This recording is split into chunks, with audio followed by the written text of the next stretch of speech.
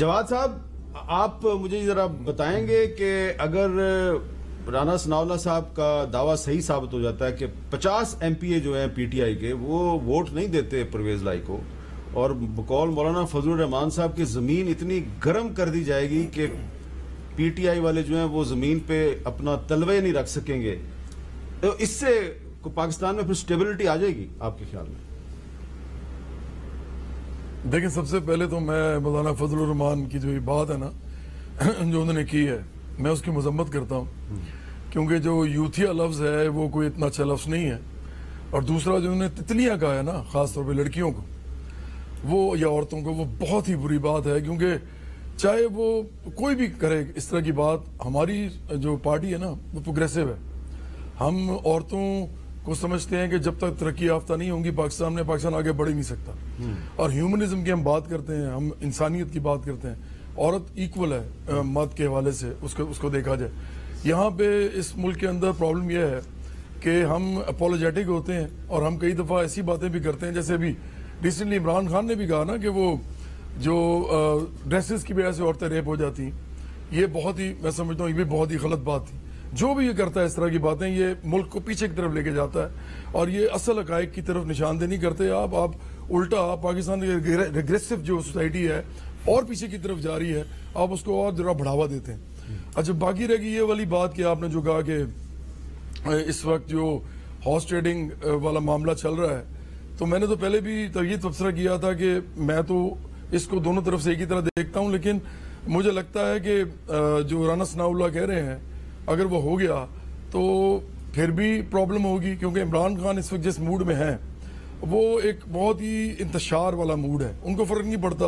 Dollar کی قیمت کیا ہو جائے گی، سیاسی ابتری، سیاسی جو عدم استحکام ہے وہ اس کی وجہ سے ڈالر چڑھتا جا رہا ہے، ان کو فرق نہیں پڑتا، وہ کہتے ہیں کہ مجھے اقتدار بس ملنا چاہیے۔ اور اگر فرض کریں پی ڈی آئی آ جاتی ہے، چیف منسٹر بن جاتی ہے ان کے، تو پھر پاکستان پھر ایک سیاسی صورتحال ایسی ہوگی جس کا کوئی کسی قسم کا مجھے نہیں لگتا اس کو میرے کو فائدہ ہوگا پاکستان کو، خاص طور پہ پاکستان کے عام انسان کو جو مہنگائی میں دب رہا ہے۔ لیکن میر صاحب، میں ایک چھوٹی سی بات ضرور کرنا چاہوں گا یہاں پہ۔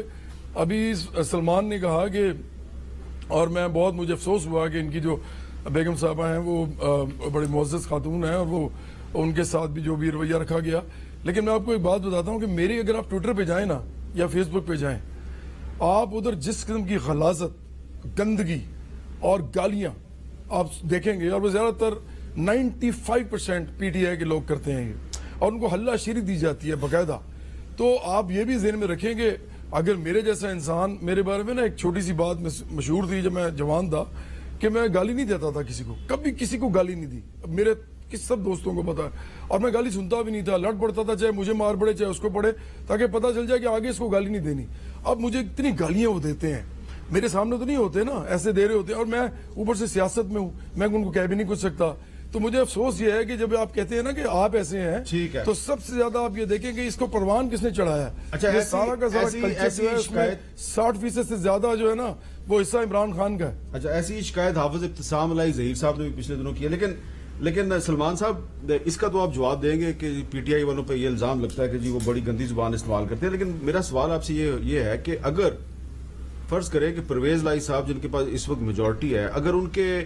بہت سے ایم پی ایز جو ہیں وہ اگر کل غائب ہو جاتے ہیں، ان کو ووٹ نہیں دیتے، تو آپ کو کیا لگتا ہے پھر عمران خان کیا کریں گے؟ جی حامد بھائی، میں اس کا ڈیفینیٹلی آپ کو ڈائریکٹ ابھی جواب دیتا ہوں، لیکن دو چیزیں، ایک ملک صاحب نے کہی اور ابھی جواد نے کی۔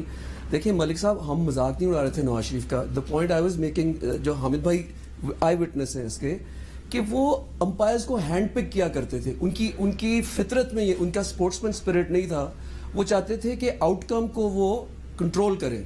کہ چاہے آؤٹ ہو یا نہ ہو وہ 100 کریں، چاہے جو مرضی ہو جائے، ایک چیز۔ اور پھر انہوں نے آنےسٹ امپائرز جو پنجاب کے تھے ان کو کرپٹ کیا، ان کو پلاٹس دیے، ایل ڈی اے کے پلاٹس ان کو دیے کہ وہ، لیکن سلمان بھائی انہوں نے عمران خان کو بھی پلاٹ دیا ایل ڈی اے میں، انہوں نے کینسر ہسپتال بنایا اس کینسر ہسپتال۔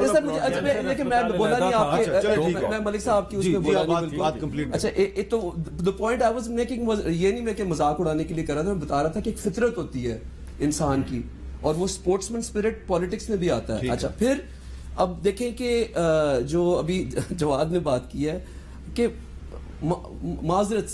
سے جواد یہ آپ کو میں بتانا چاہتا ہوں کیونکہ میں ان کو ڈیفینڈ کر رہا ہوں جن کے لیے یہاں کوئی بیٹھا نہیں ہوا. جو ان کی سوشل میڈیا ٹیم ہے نا پی ٹی آئی کی,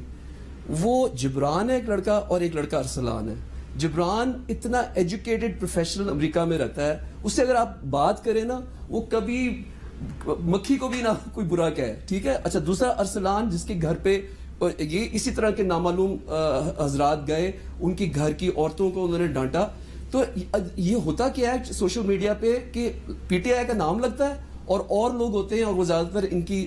مریم بی بی جو ہیں ان کی سوشل میڈیا ہم مذمت کرتے ہیں جو بھی اس طرح کا گند کرتا ہے.